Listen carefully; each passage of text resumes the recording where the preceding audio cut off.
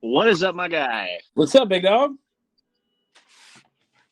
Listening. I'm not using my headset this time if the audio sounds weird because this is actually our second time recording this episode. We recorded it Sunday night, and my the headset apparently made like a really annoying ticking noise the whole time that I couldn't hear, but was very apparent on the after audio. So we couldn't fix it, so we're back.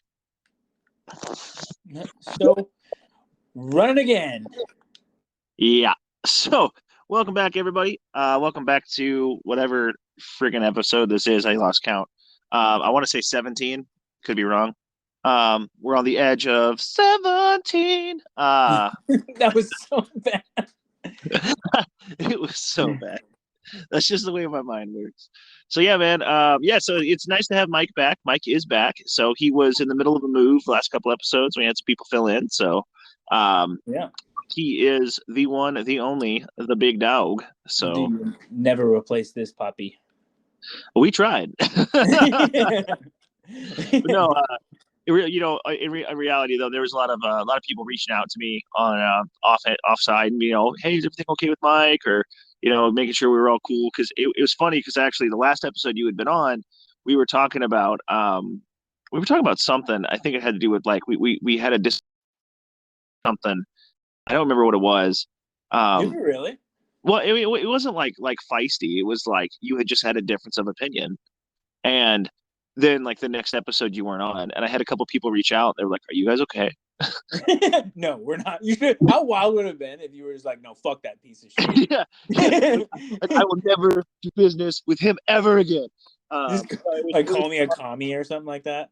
Well, I think it had something to do with like we were talking about transgender or something. I think in like gun rights. I don't remember exactly what it was, but like you and I had just a slightly different opinion on something, and I don't remember what it was. And yeah, it was just like some people reaching out and being like, "Did you guys have a fight? Are you guys okay?" I did, and I'm sitting there like, are we okay? Like, did I do something? Dude, how you should have told me this beforehand. I totally would have played it off. Just come on the episode, just, "Hey, Mike, hi." Post on my Instagram like, don't you just like a super emotional girl? Like, don't you just hate people that stab you in the back? Like, "I'm sorry, I'm taking a couple weeks off from carrying the team. I just can't, I can't do this anymore." I just think it's funny how no, I'm not mad. I just think it's funny. Yeah, go do what you want. Yeah, go have guests on. Go have guests. I think we need some time. See if I care. But anyways, yeah, I'm doing good. Living in a new place. God provided. You know what I'm saying? It's just great. Way better than my old place, dude. Love it a lot more. It's amazing. I'm so glad that I have my health and I have my girlfriend and everything like that, and we are truly blessed. Sweet, dude. Yeah, that's awesome. I'm glad for you. I'm glad you guys figured that out. I know it was kind of a stressful move, so I'm glad you were able to get a good place. Yeah. Speaking of moves, so I finally got a move-in date. So for those that aren't aware, I got a new job recently, and I will be moving from Eastern Washington into Northern Idaho, the home of the brave, land of the free. And I will be doing that middle of next month. So, dude, I love Idaho so much. You know what I realized? Like, okay, so I was looking up some stuff about Idaho because, like, living next to Idaho, I know, enough, but I didn't really know a lot. So I was looking up like a little bit about the governor in Idaho. Yeah. And I saw his campaign thing, which super awesome. But oh yeah, badass. Idaho was the least regulated state, and I was like, okay, I got to Google this. Sure enough, Idaho is the least regulated state. What do you mean by regulate gun rights? No, I mean like period. Like it has the least, like at least from what the Google search reported, was that it has the least amount of government regulation of any state in the union right now. That's pretty solid. I can get behind that. Oh, and the area's booming, my friend. So part of that's because everyone else is moving there from all the crappy places, like Washington now. Yeah. A ton of people are escaping from Washington, getting into Idaho. Like I was saying, dude, I absolutely love Idaho. I love what they stand for. I love small government, like everything about that shit.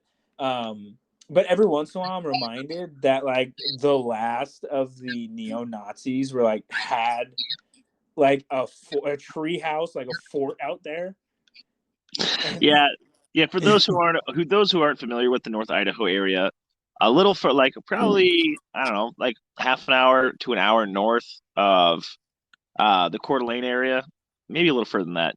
There used to be back in the '90s like a real stronghold of like neo-Nazi dudes, but I'm pretty sure last I heard they're basically all gone. Like at like 2009, the FBI came in, busted a bunch of them down, and yeah, after they that, were doing the rallies. They were doing the rallies, like trying to yeah, raise money to buy their property back. yeah. And it was funny because like they did that and like three people showed up, and then like the rest of the people that showed up just made fun of them. So it I mean, it is what it is. But mhm. yeah, but like I said, that was a few years back. A lot of things have changed since then, but yeah, still, it's at least the area I'm going to is a good area. So moving forward with that, so for those who are unaware, and if you listen to the podcast, or any kind of gun news, you should be aware of this. Washington State, as of tomorrow, and tomorrow being Tuesday, April 25th, they are saying that Governor Inslee will sign the assault weapons ban into law. So what this does is it bans all of it. So we're talking semi-automatic rifles, we're talking semi-auto shotguns, we're talking certain pistols. So Yeah, it's the people want you to think it's geared towards like AR, AK pistols, but it's also geared towards like Gucci Gats, like the more tricked out your pistol is. So basically just stock pistols, even some of them no go. It goes super into the weeds of even saying like parts and components that could potentially turn something into an assault weapon. So what they mean by that is no uppers and lowers, right? Like so you couldn't go get an AR and you couldn't just go get the parts to build an AR, right? So it goes even further than that, to where it goes into accessories because they mentioned that like if you had a certain a rifle that normally would be good, but you add certain features to it, such as retractable butt stocks and foregrips, threaded barrel. Yeah. yeah, threaded barrel, that it could turn it into an assault weapon. And you can't sell products that could turn something into an assault weapon. So the gray area of that leads into, okay, if I want to buy a Magpul foregrip, can I? You know, I don't know Mhm. because potentially someone could put a Magpul foregrip on an AR. Now that was otherwise kosher. Now it's an assault weapon Yeah, because it has absolutely. a foregrip. So now you can't sell foregrips. You know, it is the most comprehensive gun control in the country. Yeah, it's actually going to outdo California in a lot of ways and aspects. Like, because in California, they do have a lot of laws and stuff where it's oh, you have to have a fin, or you have to have some crazy contraption built on there, some crazy shit, right? But Washington's not going to have that leeway, that open, like to determination, like um, of what you can and can't have, and they are just full out getting rid of everything. Yeah, and it's terrible and disgusting to see this kind of stuff come out because it just upsets you because you know it we all know it doesn't solve anything, and instead it grandfathers in what we already have, right? But that's just for now. That's just Yeah. until the next time they pass something. And for those of you who are listening in other states outside of Washington that are like, man, that sucks for them, but I'm good here in Tennessee or wherever you're at. You need to keep in mind that state by state they win, right? So the anti-gun crowd knows that a federal level gun ban is unlikely because there's just so much pushback on it at a federal level, but they know they can win at a state level. So Mm-hmm. consider this, right? they've they've got Washington, California, and Oregon on the West Coast locked down super hard gun control. Basically all the same gun laws up and down the coast.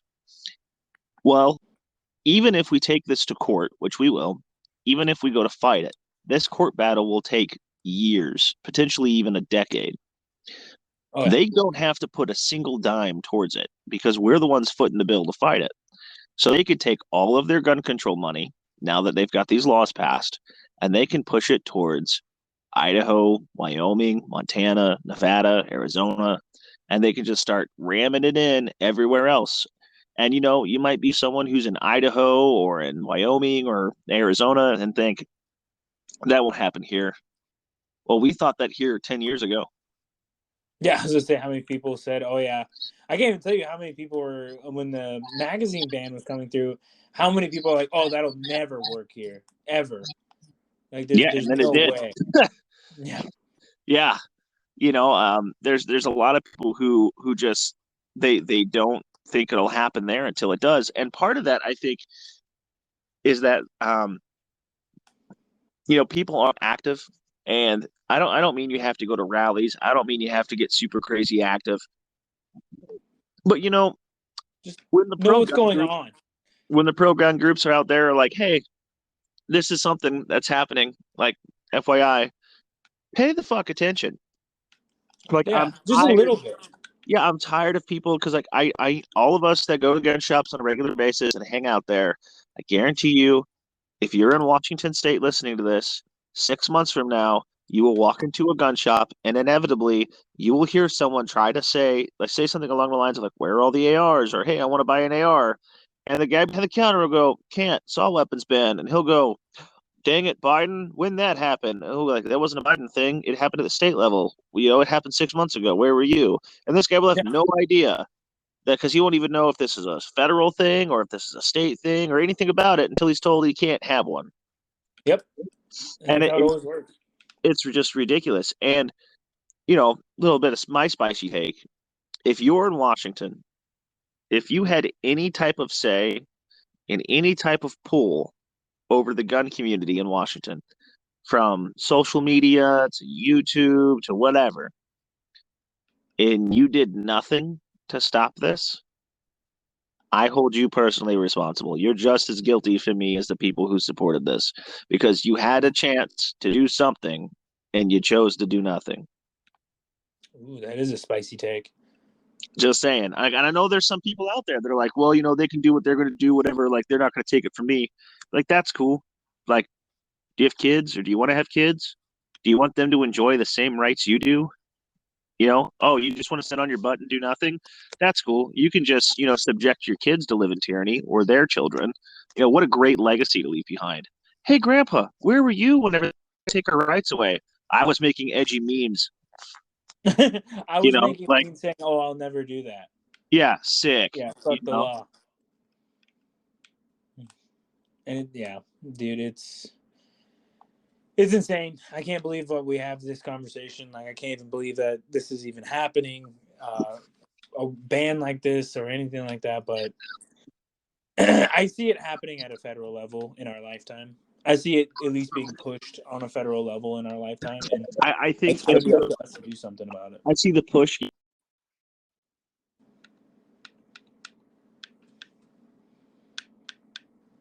I think I lost you there, bro. Hello? Hello? That like some of the red. I didn't like all you cut out for a long ass time. Oh, okay. Can you hear me now? Yeah, what's up?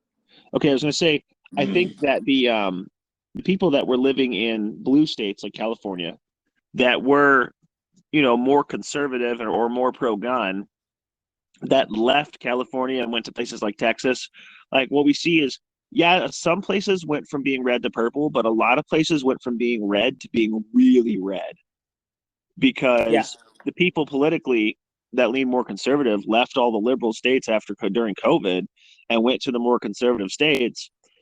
Sure, a few liberals did too, but I think the conservatives outnumbered that. And so I think that like with some of these states getting really red and passing very good pro-gun legislation, I think you'll still have a bit of of a resistance to it. I just don't know how long that'll hold, because it seems like, the anti-gun community keeps talking about compromise. Well, compromise means both parties give up something, and Yeah, we're the only ones giving anything up. that's how it works every time, dude. Yeah, we're the only ones giving anything up or losing anything out of it. So it's really aggravating to see, and I want this to be a warning to people out there that whatever state you're in, the price of freedom is eternal vigilance. And with that, you have to be ready and you have to know what's going on and be active. Part of, like, I want to borrow here from Washington Gun Law, the YouTube guy, say that part of being a lawful and responsible gun owner is knowing the laws at all times, right? And Yeah, that also includes the laws that are being proposed in your state. If we treat every state issue when it comes to the Second Amendment as a federal issue and support the people who are fighting it, yeah, we can stop this anti-gun legislation. But we don't, because a lot of us go, oh, well, that's damn Californians, or, oh, okay, that's Wisconsin, or, man, Washington sucks. yeah. It sucks to live there. Man, I lost you again. What is going on with your audio, bro? Can you hear me? There you are. Your audio is straight boo-boo today, dude. Yeah, I don't know, man. I don't know what it is. The ATF just really don't like me. That's what it is. That's got to be what it is. One of those things where I think that we gotta step it up. We gotta get more involved. So there's at some point, like I've reached the point. Maybe it's just me being drastic. Maybe it's me always being like the wanting the shit to hit the fan kind of guy. I hate working 9 to 5s. But at some point, I'm like, you know what? We've tried. Doesn't work Yeah, every time. At some point, you push back. Every man reaches to a point where you can't be pushed anymore. yeah. No, that's a great point. That's a great point. And I think, unfortunately, like, that time is approaching faster and faster, and things just keep escalating, acting on top of you, to where it's very concerning. Gun pushed through, and then on top of it, everything else. There was a bunch of other stuff that came out of the state legislative cycle that was just a bunch of BS. Where you're like, man, no wonder they want to take the guns. And it's Yeah. one of those things where I think you're right. Is I think we get to a certain point to where you can only be pushed so far. The thing that I fear, and this is why I say we need to treat these state gun issues as a national level, is that the thing I worry about is outside of a federal ban. If we're just going state by state, I don't, at least yet, see people in Texas standing up to help the people in Washington. If, like, let's say, the governor signs it, and then everyone was like, from a cold dead hands, next day, Revolution 2.0, right? I don't see someone in Texas being like, let's go help our brothers out in Washington, because they're gonna be like, oh, well, that's a Washington issue, right? But they Yeah. need to be treating it like a federal issue. They need to be treating it as a national issue, and I think that's the thing that I worry about, is that this going state by state makes it so only people in that state are concerned about it, and everyone else just goes about their business and doesn't care. And then even if all the people in that state were like, no more, we will not be pushed any further, and time to go do what's got to be done, I fear that people around them wouldn't get the support they need. Yeah. Yeah. So Yeah. A lot. It would, like, the most catastrophic failure, like you were talking, with everyone's like, oh, why do you need guns when they got F-15s, kind of deal. That situation would be a realistic outcome if no one banded together. If it was just Washingtonians versus the entirety of the government, you know what I'm saying? Because it wouldn't just be like everyone would be like, oh yeah, what are they gonna do? The Washington National Guard? Like, no, they would want to squash this as fast as possible, right, because they don't want other people to catch the idea and be like, you know what? I've had it too. They would rather Right. make an entire example of everyone that tried to rebel or tried to Right. Well, I do mean, what like needed to be done. look at some of the people at the January 6th thing, like how hard they come down on some of those guys, Yeah. you know. And it's like just like you're saying, they're making an example out of these guys, and they're just bringing the hammer down. And or I don't know if you heard recently. Are you familiar with CRS Firearms? No. Okay, so he was a guy. I don't remember what state he was out of, but basically he ran a YouTube channel. He was an FFL, and they had these auto key cards. Are you familiar with the auto key card? Where it looks like a credit card, but if you punched all the pieces out and then folded them correctly, it would turn into an auto sear. That's the dopest fucking thing.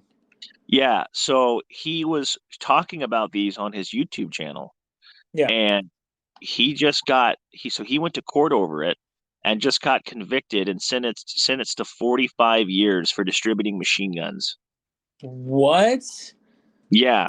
And it's literally just a metal credit card sized thing that it's like it's like the machine gun equivalent of an 80% lower. Like it's not even produced in the proper way. It's just like if you bent the pieces and messed them up in a certain way, you could potentially turn this into an auto sear, Yeah, like are they gonna go after the coat hanger manufacturers? Like right? Like what's that's what I'm saying is he just got convicted, and there was another dude that was with him, and I can't remember what the other guy's name was. The other guy was the guy that was actually selling these. This dude was just promoting them. The yeah, other guy got sentenced to like 100 or 105 years because it was like a bunch of different accounts for it. yeah, And the ATF is just making a huge example out of these guys. And now they're talking about coming for those wide open triggers, yeah. you know, I and they're remember talking when about going door to the core door. free zones. And it's one of those things now where it's like I think the thing is they made an example out of this guy to where I think they want to scare all of us with the brace ban rule coming up and scare a lot of us with, everything else. They want us to just shut up and color. Yeah, yeah. Fear me. Fear my legislation. Fear what I can do to you. I mean, it's like the friggin' Hunger Games, man. It's. I mean, yeah. It's actually a pretty solid analogy there. But holy shit, bro. Yeah. It's A hundred. friggin' It's crazy. It's insane to me that you get less of a sentence for touching a child. dude, for real. Like I don't know if you saw that too. Did you see like so Florida did pass a thing that said if you touch a kid, you get the death penalty. Good. So and then the whole Rainbow Brigade was like, "Oh, they're coming after us," and I'm like, "Well, only if you fuck kids." Yeah. So question mark? Are you gonna touch a child? Yeah. That's just like Um, when people are losing their mind. They're like, "Oh, they're taking." So I'm actually for this. They were taking children. So like, what they were doing is they're banning drag shows. Like, how could they? And I'm gonna admit to you, I'm a fan of a good drag show. Love it. It's a great time. You're all drinking mimosas. You're having a good time.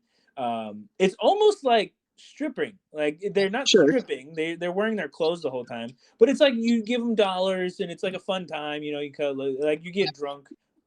It's fun. It's really fun. I went to a couple. I think the main And concern people have with it is just like bringing your children to it. That it. I think most people are okay with it in an adult setting. yeah, It's just that like most people are like, you wouldn't bring your 4-year-old to a burlesque. no. So here's the thing: is that they're like, oh, so it's illegal to bring your child to a strip club, is it not? Right. And they're like, yes, it is. Um, so it should be illegal for the same thing to bring your child to a fucking drag show. Yeah, And I was exactly. looking at the videos they had. They had children drag shows, like drag shows made specifically for kids. Yeah. And I was But like, that's fucked up. That's exactly. that's Exactly. disgusting.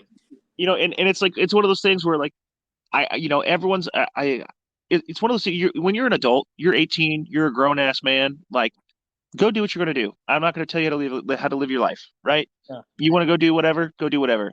But like don't be bringing kindergartners into this. Yeah, it's fucking disgusting, bro. So, you know what else is disgusting? Modlite switches. Oh, fucking good transition there. I gotta lighten the mood now. Mhm. Yeah, Modlite. I have one. Huge fan of it. I love Modlite products. Modlite, if you hear this, send me stuff. I wouldn't mind it. But fix your fucking Yeah, switches, guys. like replacement switches. Yeah, your switches are absolute dog shit. Yeah. The fact that my Switch from the beginning was giving me issues, I had. Um, this is garbage. Why am I paying $500 up to for a Modlite that's fucking already gonna give me issues? Like it's already fucking up, dude. Yeah. That's my thing is, when the Modlite controversy thing started on social media, it was like, that was the thing is it's like, you're paying so much money for a light and you can't even get it to turn on right, you know? And Okay, there's a lot of good things for Modlite, I'll give them that, but it's like this seems like something that's relatively simple to fix. Like, it is. wow. It isn't. I understand. I understand the issue. You know.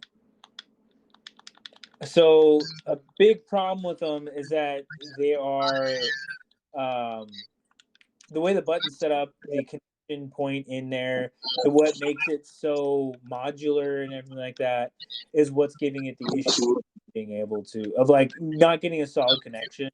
They told me I can fix it by pulling it out, cleaning out with alcohol, and then going back through it and with some electrical grease, and it does fix the problem for the most part. It does fix the problem.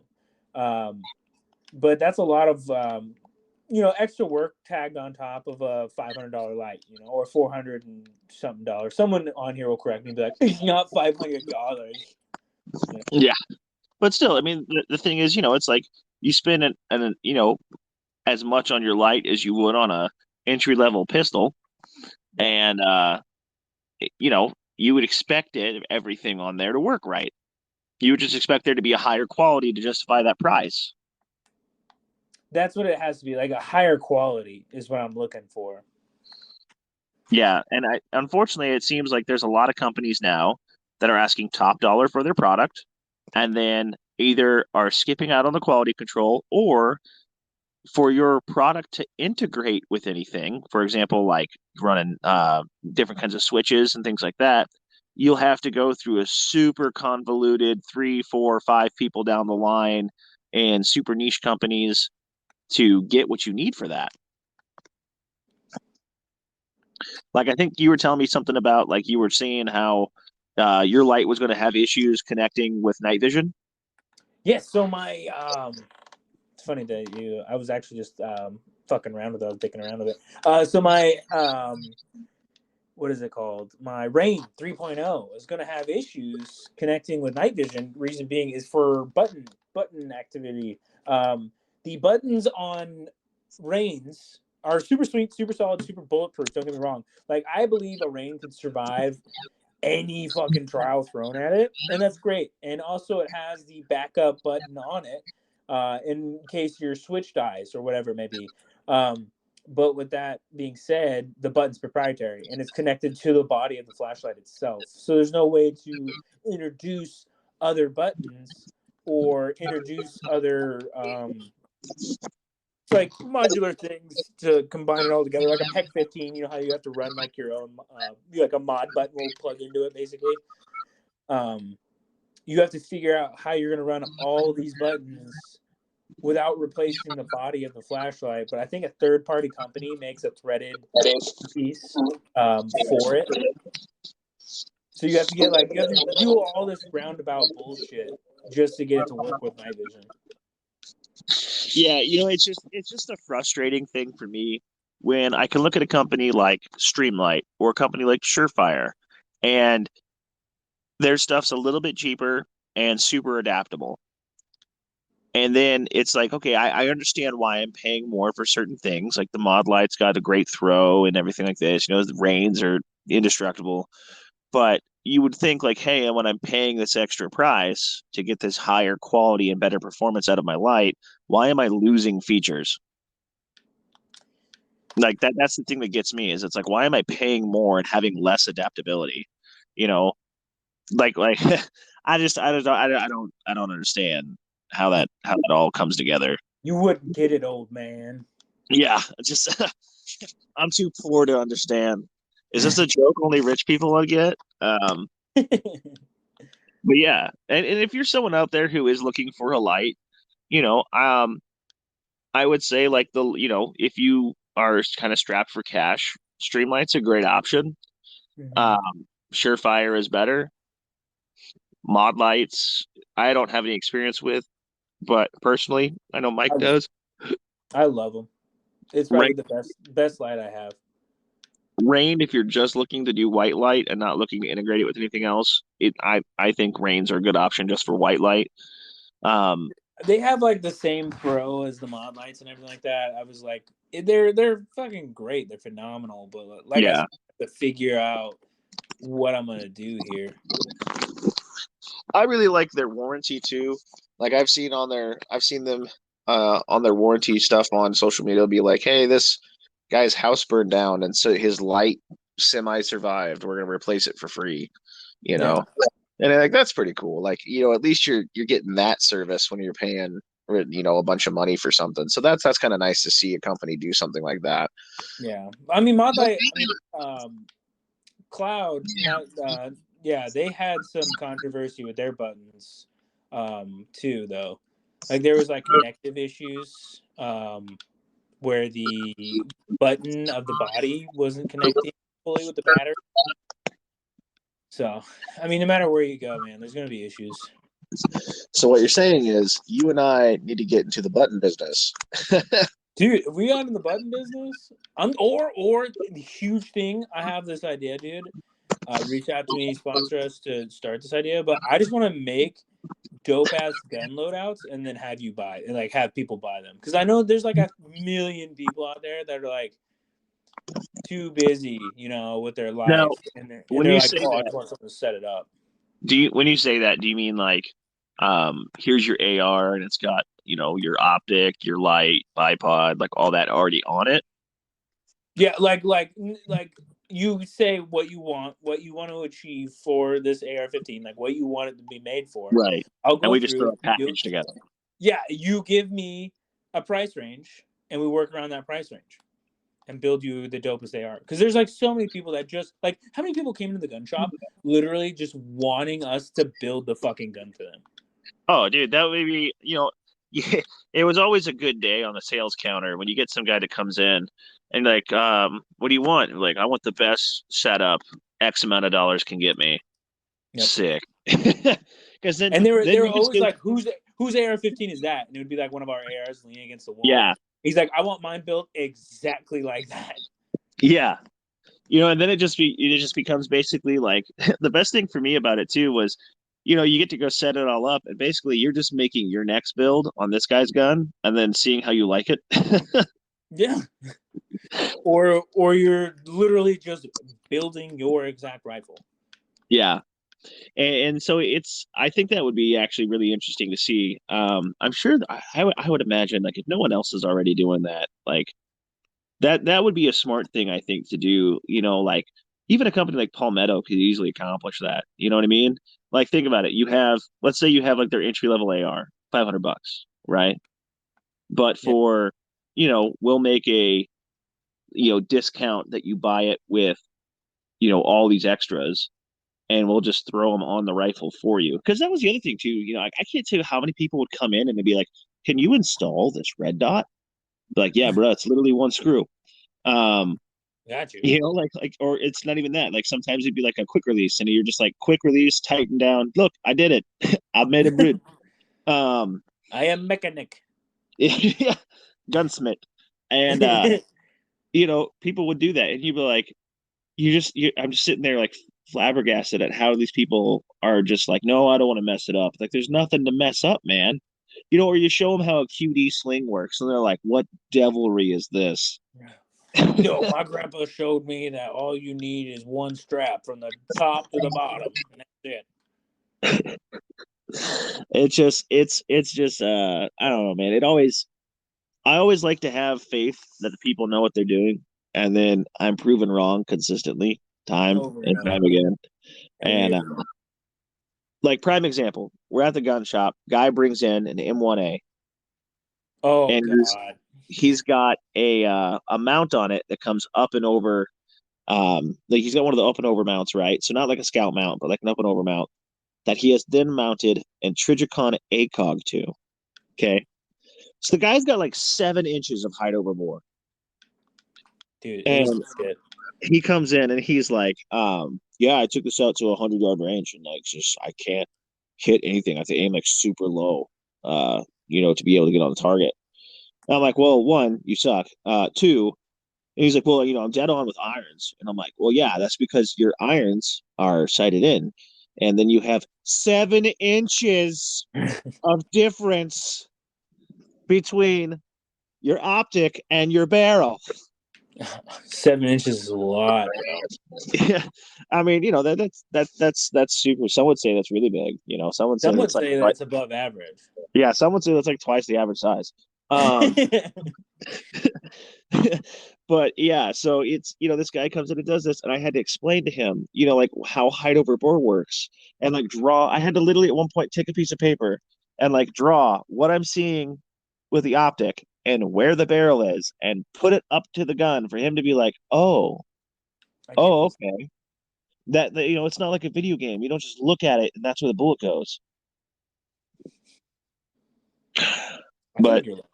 That's anyway, exactly how this works. it's just I'm constantly proven wrong at the when I give people hope. I just constantly get proven at the full belief that I think everyone should have the right to own a firearm, but some people might be better off without one because they're retarded. Yeah, Um, I'm 100%. Everyone should have the right to own a gun, dude. But every once in a while, yeah. So some of y'all out there, everyone knows someone that's like that. That really makes you start questioning, like, is this for everybody? uh, um, but yeah, man. When it comes to lights, though, I think again, if you're looking for stuff, um, you don't have to spend a ton of money, like $600 either, to get like a good light. Um, you can get something even like a Surefire G2X for like $100, if that. yeah, yeah. Something like that. I've got one of those mounted up on an old school mount on my Colt with an A2 with the A2 handguard, and so that light works great. And if you want to step it up from there, you can get into some of the Streamlight HLX stuff. They got suppressor switches similar to the Surefires. From there, Surefire, and from there you get into some of your more Gucci lights. Which I know we're sitting here talking about like Modlite and Rain, and I'm just imagining that someone like way more financially well off than us has Mhm. discovered like one of those like it's like one of those like like custom there's probably like a company out there making like custom rifle lights that's like 10 grand a light that we're just too poor to even know about. Yeah, you're probably right. Some government contract somewhere. I'm just saying, like, I know there's pocket knife companies where it's like, oh, this is a $6,000 pocket knife, and someone's like, I'll open boxes with it. And I can't. I know there's companies out there that do that kind of stuff. I'm sure there's some retard out there making $7,000 Surefires. So yeah. Anyway, moving on. Mhm. Um, we've got the changing of the seasons coming up. Coming around the corner. Depending on what part of the country you're at, it might already be warm. It might be rainy. Where we're at, Pacific Northwest this time of year, it is anyone's guess. We will get all the same weather with it. You can walk down the block, and from one end of the block to the other, you will see rain, sun, sleet, hail, snow, strong winds, winter storm, back to sunshine by the time you get to the next street. So, And then um, it's all good again. yeah, exactly. So here, springtime's a little rough. It's kind of unpredictable, but as we roll out of winter, with our winters here, at least where I'm at, um, even when it snows, it gets real dry. After the snowfall, just gets really cold, really dry. Snow gets really powdery. So you don't have a lot of humidity in the air. So you really just need like a good wind layer to stay warm. Well, if you get a good wind breaking layer underneath some warm layers, you're all right. But this time of year, it's humid and wet, and it gets really really wet this time of year, raining all the time, Yeah. and it Tell me becomes about it. Tell me about it. yeah. Well, on so where Mike's at over on the coast, I mean, it rains more over there than you get sunshine. Over here, it's not as bad. Over there, it's you'll go. I remember being stationed over there one time years ago, and I remember looking out my window, and I remember it rained for 15 days straight, like Yeah, nonstop. we're going through that right now. Yeah, and you're just like, do I need to start building a boat and collecting animals? You know, is this the end? Uh, so yeah, there's other concerns for that. So if you're in a part of the country like that where it gets real wet, or even just wherever you are, one thing I want to bring up is kind of some of the seasonal changes to your gear or like your loadout. Um, Prime example of this is wintertime. I usually take some white camo wrap, kind of camouflage my rifles a little bit in the wintertime to match up with the snow. Now I'm taking that off. My sleep system, for example, um, you know, I use a an old school 3-part sleep system, like a military system. And in the wintertime, I use all 3 bags, and I usually pack a wool blanket just in case because it gets flipping cold up here. Now, as we head into spring, um, I usually just take the jungle bag and then the outer bag, and and a wool blanket. And then as we head into fall, I mean in the summertime, I'll usually just take a tarp and a wool blanket and the jungle bag, and that's it. And just that's more than plenty. So my load lightens a lot. Yeah. But yeah, camouflage patterns. If you have multiple, if you are in an area that drastically changes, changing out your camo patterns or the way your paint is on things. Yeah. If Most of like a lot of people don't know what they can get away with with some just white tape or some white yeah, accents or yeah, you can get away with a lot of shit. Like a lot around here, even when it snows real hard, it's still pretty foresty. You still have that forest background aspect of it. So realistically, you can keep your rifle this forest color that you painted it, and then just put some white accents on it like you do, or like your gear's the same way. yeah. And that's kind of the thing is, so like for me, I don't really run like I don't have like a winter camo that I run only winter time, and I don't have like a fall camo I run only in the fall. Up here, it's green enough even in the winter that you can get away with a lot of greens. Maybe, a white pair of pants or something like that to match the snow, but you can get away with being pretty green up here all year long. But in the summertime I'll break out the Rhodesian shorts because I gotta, thighs save lives. So uh Dude, that's like the Florida Gator people, dude. You have the same camo year round. It just never changes. yeah, and I mean if it works, it works. But I uh, think they put on carnigans when it gets cold or something like that, right? Like I it know, doesn't really get cold there, but they're like, ooh, chilly willy. yeah, They I remember talking to one of the guys, that follows us in Florida in the wintertime, and I sent him a picture of the thermometer on my dash, and it said -6 degrees, and he sent one back that said chilly night, and it said 67, and I was like, man, screw you, dude. So yeah, but yeah, wherever you're at in the country, it's something to think about for those seasonal changes. If nothing else, for to at least upkeep your gear. For me, for example, I do a big winter camp out I've talked about before on here, usually in February, and then after that, um, rummaging through my bag, getting everything packed up. It's nice to if for some reason I haven't touched it yet since, to go back through my ruck and make sure like, hey, is everything put back to where I need it? Are there things in here I don't need as much? Like I don't need as many warming layers as I did in the winter because it's not as cold. Okay, cool.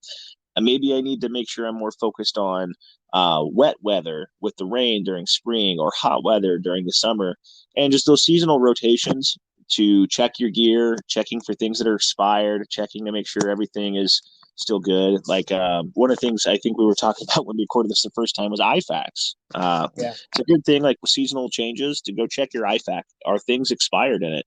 or have things broken or things messed up? Can Yeah. you? Yeah, I think you were saying something about something cracking open in yours. Yeah. So um the really low spot one that Yeah. drill that somehow the gauze in my pack cracked open on the side of it. Hey, Mike, I lost you there. I lost you there for a minute. Can you back up just a little bit? Oh yeah, I said the seal on the what is it called? Like On the the cookie gauze block? cracked open. Oh yeah. Yeah, because like getting in and out, doing a lot of vehicle movements, shit like that. Somehow it being in the small of my back there, it just got rubbed on. It had a hot spot on it. So Yeah. eventually it just busted. There's not much you can do about it. Just kind of take that L and keep on moving. But I replaced my gauze. It gave me a chance to use that gauze in a training, like crack it open, see what's going on. Went through the rest of my IFAC, just made sure everything was good to go. So every season comes around, I try to go through everything and make sure everything's tip top and ready to run. Because the time to figure out that your shit is fucking not working is not when you are shot. Yeah, exactly. And another thing too is when you come across that expired gear, like the expired medical equipment or something that is, got creases in it or it's drying out or whatever it is, for some reason it's not serviceable. That's a great way to have training materials. Next time you go out with your dudes and you want to go do stuff or you're on the range or whatever, and you want to practice medical things, well, now you have something. You're gonna have to replace that material anyway, right? So like you're gonna have to replace those gauze anyway. Well, now you got to pack a gauze to go train with. You go simulate someone getting shot. You got to stuff a wound. Now you can train with it. You have training kit. So that's a good thing to think about too. A way to kind of reuse some of your broken stuff. I know some of us out there aren't the most affluent people when it comes to cash. So Yeah. you got to save those pennies where you can. And if that's where you got to replace that stuff anyway, you might as well get some continued use out of it. Man, I saw this is a little off topic there, so I'm gonna steer us a little off topic for a second. Did That's you see fine. the thing that Lucas Bakken posted on his Instagram? You mean so that's like everything he does. So you're gonna have Yeah. to narrow that one down. So like the one about money. You got to be more specific, man. The one where he was like, yeah, like how much money do you think realistically you want to be making? How much money do Oh, you think yeah, yeah, realistically? Yeah, all that one. yeah. Dude, I thought that was super insightful and that was like super eye opening because I was thinking to myself because I was trying to answer it as honestly as I could, right?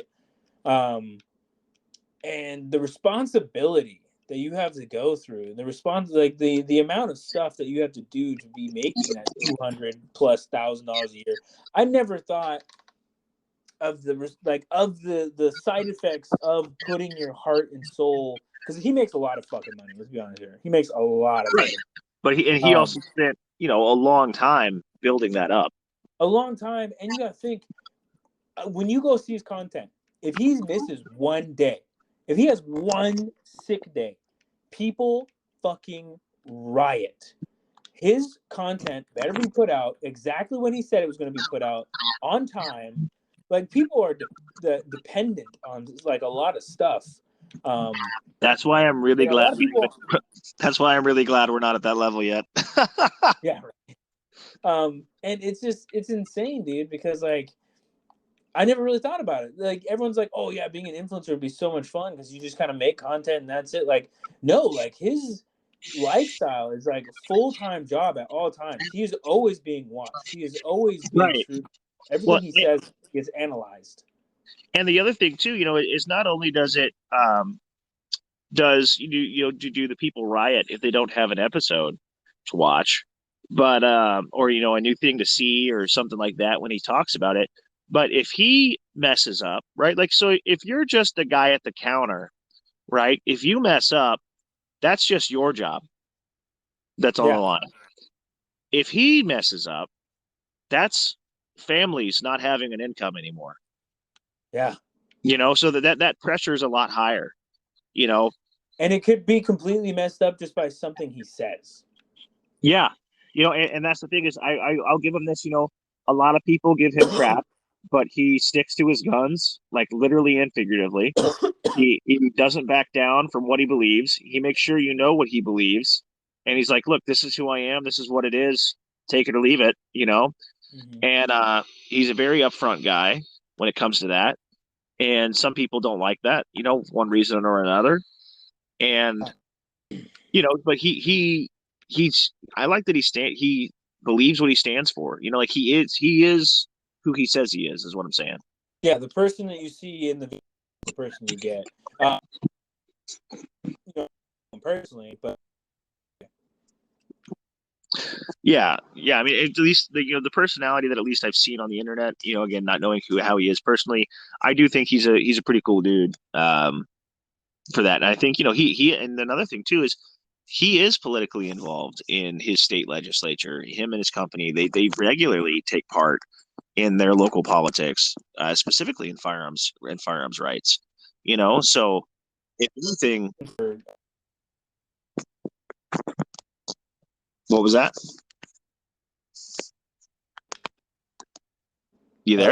there? Yep. I said, just wait, dude. He's gonna run for Tennessee mayor or something like that. He's been putting out so much political stuff that for him not to get involved would be a shock. Yeah, and I more all the more power to him. We need people like that, in positions of power. And I think that's one thing is a lot of us complain that you got these gun tubers with huge influences that have been built on firearms that take no stance Yeah. because they don't want to get strikes or they don't want to have negative press. Um, and so they do nothing with their platform. Like prime example, calling somebody out, like Demolition Ranch, right? That guy, huge, like he's a goofy dude, huge channel, millions of views, does just random weird stuff. Like, let's see how many jars of things of pudding I could will stop a bullet. Yeah. Tons of guns. Never once said a word about, hey, we need to fight this cause. The brace, yeah, the man. Yeah, not a word about anything anywhere, like ever. You know, and maybe he's doing stuff behind the scenes. I don't know, but it's one of those things where again, it's like, dude, you have a platform to reach tons of people. Like, why are you not doing this, dude? Yeah. Yeah, I would say that about a lot of the gun tubers. I mean, even yeah, I really like what's his fucking name? Huge fan of like Grantham and stuff like that. The things he says, it's insane, dude. It's insane how many people just don't do anything. yeah, yeah. It does amaze me to where you're sitting there and you're like, dude, like you have these platforms, especially some of these people who's like your whole shtick is being a gun guy, Mm-hmm. right? And you do nothing about it. Meanwhile, you've got other people whose entire channels are devoted about like, hey, we need to be active in this. Yeah, and I do understand like certain aspects of it where they're like, well, I don't want to get too political because that's not really what my channel's about. I understand. Absolutely. Yeah. I understand that. I'm making everything about the politics of it, but not. It's one of those Nothing. things where it's like, yeah, nothing. It's like when there's big things going on to be like, oh, okay, which none of it. All right. See, a lot of it too is like I know it deep down in my heart because like I'm not the best person in the world, but I'm not the shittiest person in the world either. I know a lot of them are thinking to themselves like, "Oh, that sucks for the average citizen," but I am not the average citizen. My guns are fine. No one's coming for me.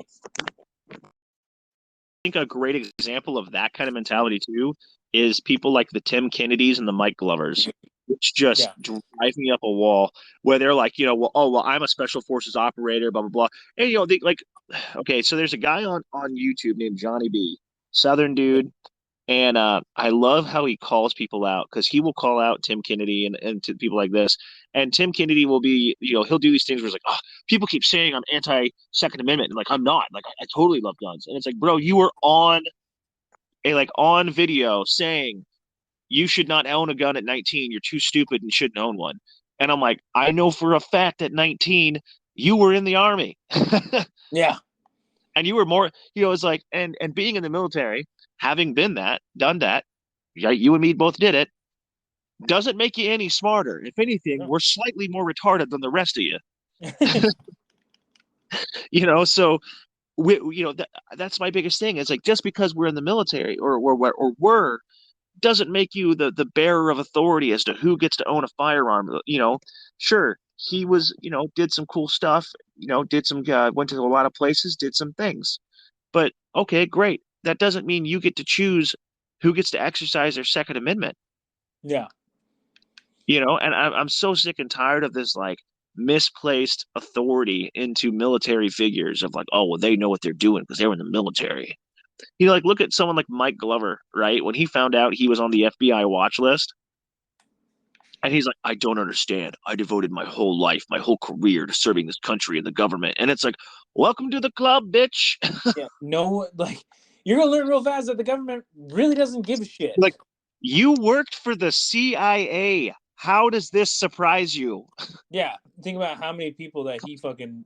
I can't stand it, dude. I can't stand it. Remember when he, like, after he said the whole dry fire thing, dude, I lost all respect for this man. Yeah, yeah. When he's like, oh, just dry firing's useless, and it's like, okay. Yeah, he's just like, yeah, dry firing's stupid because you're gonna get up to the target, you're gonna shoot, and then you're gonna try to reload your gun. You're gonna try to re-rack it. I'm like, no, not how that works. Don't get me wrong. Repetitive things is very good. Don't get me like, and can have negative effects, but that's not how that works. Right. Like, you know how many times I've dry fired, and then how many times I've ever done anything and been like, oh no, have to rack the slide again. Not haven't done it. No, never, not once. Yeah. Yeah. It doesn't make any sense to me. I can't say I don't like him because I've never met him. So I'm not gonna say like, oh, I don't like him, but I don't like. I just feel like I don't like his to me, it comes across as them being like, you can't have it. I don't like you, and you're stupid. Yeah, that's the big thing, especially coming from ex-military guys. Like, of course, we weren't like fucking operators or some shit like that. But it's, like the whole military supremacy lifestyle that people believe in is so stupid. Just because people are in the military doesn't mean dog shit, dude.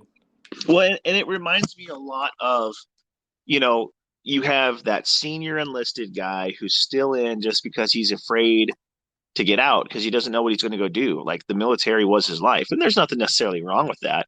But it's like, you get like I remember, going out to get off active duty and having to explain myself to a master chief in the Navy about what my plan was when I got out, right? Yeah. And then this guy's job was to convince me to stay. And it was like, look, that's great. You do you, man, but that's not me, you know? And then I get out and I make more money than I did in the Navy, and it's like, I'm like by a lot. And it's like, you're sitting there and you're like, wow, I could have stayed in the Navy and made less money and hated my life more, or I could be doing this and like getting a jump start on my civilian career that I'm going to have to get to anyway. And sometimes I just feel like some of these guys, like that's their only thing. Yeah. Like that's the only thing they have. And it's like, there's more to life than just that. You figure average lifespan's like 80 years. Okay, you spend 20 of it in the military. What about, and you've spent, let's say 20 up to it prior to that. Okay, what are you going to do with the rest of the other 40? Just coast on that I was in? Yeah, that's what a lot of people do. Yeah. And to me, it's like we've had we were in the desert for 20 years, man. Like everyone, there's a large portion of the population at this point that is served. Yeah, they say you join the 1%. I don't believe that's correct. And even if it is, though, it's just like it's been so many consistent years that it's like I don't think anyone in the States doesn't know somebody that has been in the military or doesn't have at least a cousin that was. See, like that's why I don't believe it. They're like, oh, you're part of 1% club, but there's so many people. My grandpa, my aunt, my uncle, my cousin, this, that. So many people that I'm like, there's no way that it's 1% of the population. And it's like I know to people who might not have served, it's like I don't know. My thing is just because you join the military doesn't make you special. It doesn't make you a saint. Doesn't make you better than anybody else. And No. unfortunately, there's a lot of people who treat it like I need to be treated better and different than everybody else because I served. And Yeah. it's like usually the people that are doing that are either like the glory hound people or the people who didn't do anything when they Yeah. were, Yeah. you know. Which is super funny because you can talk to anyone that got out of the military because I came to this realization. It is, what's way harder to get into? Police work. Yeah. So much harder than You know, anything. people I know that have come out of law. I mean, like exactly, dude. Because like I thought about doing that at one point and decided against it. But how many people I know, friends of mine as well, that were all prior military, thinking, hey, I'll just walk right into a police force job right now. I'm a former insert job here. They'll, Yeah. I'll be a shoe in, and then they go there and they're like, nah, nope, not Yep. gonna do it. It's so much harder, bro. And it's funny because we worked with a lot of them, and myself, dude, I tried to get into a police department a few times, and every time they're like, hey, this and this, just reapply some other time, you know. And that's the thing too, is like because there's such a large number of veterans now, like it doesn't make it as special as it used to be. Yeah. So it's not like you can go to some place and they'll be like, oh, he's a veteran. He's got 100% skills that we need. They'll be like, yeah, like the last 20 people that we tried to hire were veterans as well. Yeah. Dude, and it's crazy. It's crazy thought because like everyone thinks like, oh, I'm a shoe-in, but no. Usually never like Yeah, and it's interesting too because the funny thing is it's just like you I don't know, being out now, it just doesn't feel like it's anything special. because I mean, don't get me wrong, good thank you for serving our country to all the people that do and stuff like that. I'm not discouraging it or anything, but it's really not that big of a deal. Yeah, and for the I mean it's yeah, I mean it's one of those things where it's like historically I look at it and it's like people have historically looked at it as like that's what you're supposed to do. You know Yeah, what I mean? that's the way I look at it. That's the maybe that's why it lost its thrill. It's like it's because I don't know. I just feel like everyone should really serve. And it doesn't necessarily have to be in the military, but I mean just like bettering your country as a whole, like that's what you're supposed to do as an American is to better your country. Yeah, no, I'm big. Like I think it's Sweden who does it, or Egypt. I think Switzerland, you mean? Israel. Like everyone should have like a year mandatory. I think I definitely understand like the merits for that, and I've gone back and forth on that myself. I just think that like I knew enough shitbags in the military that were there voluntarily that I don't know how many more we'd have if they were there by force. Yeah, it would be completion. Dude, yeah, I understand. But God, there's so many people I meet out in the civilian world now that I'm just like, dude, you're just in the wrong environment, man. Like if you were in the military setting, anything like that, you'd be fucking killing life right now. But since you're Well, not, I think part of that's just like the idea of a little bit of a discipline and a goal for the future, yeah, being pushed to challenge yourself whether you like it or not, and like the big thing for me is like just the discipline that you gain out of it. yeah, Like you grow yeah. up fast. Yeah, when I was when I was 19, I was in charge of people. Like like I was Yeah, full blown like watch bill coordinating. I mean between that or sitting there and writing a will at 19, and you're like, huh, this is weird. Yeah, writing a will, and also just like shit. People are depending on you. Like if you're not doing your job, like people are literally gonna fucking die. Yeah, I think that helps people grow up fast, and that's one of those biggest things for me where people are like, "Oh, you're not responsible enough at 18 to own a firearm." And it's like, bruh, do you see the stuff I'm doing? Do you not understand that like at any moment I'm also an 18-year-old kid. You just gave 100 and something rounds to, and a 9 mil and fucking 60 rounds, and you're just like, you know what? Make sure no one blows this installation up. Yeah. And you're responsible for the security of literally everyone. Or, like with me, um, I was I was guarding nuclear weapons at that age. Yeah, exactly. Make sure Someone no in one tries to Congress thought it was interject. smart enough. So someone in Congress thought it was super smart to put me in charge of guarding something like that. And I'm like, bro, I am way more concerned about how much tail I'm about to go chase tonight than I am about who's going to blow these things up. Dude, yeah, at 18, bro, I had the vest and everything on. I had the mindset, dude, but I was also like 2 bags of Cheetos and a jack off session. Like I was trying to figure out if I could touch my wiener on watch at 18. Yeah, it's just one of those things, man. And if everyone who's been on watch, we all thought about it. Don't lie to me. We all thought about it. Well, everybody, this has been another episode of Mid Tier Thoughts. I'm glad to have Mike back. It's awesome to have him back on here. I know some of y'all have been asking about him, so yeah, hopefully we will get a chance to do some 3-person interviews now with me, Mike, and a third party moving forward. Yeah. And little three-way. Yeah, don't forget Men with Green Eyes. Check him out. Cool merch. So he's got Men with Green Eyes. We got our mid-tier 10 sponsor code on there as well. Also, dude, I'm gonna be near you soon. Can I totally get that patch, bro? yes. Yeah, just hit me up and I'll get it over to you.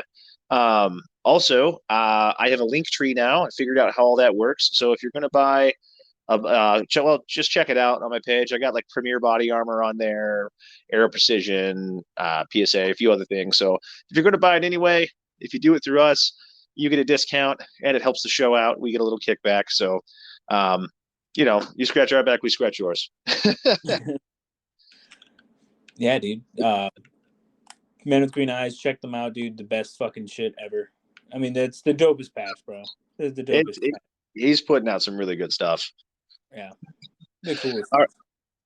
All right, man. Till next time, have a good one. Everybody else, see you next time. Yeah, talk later, man.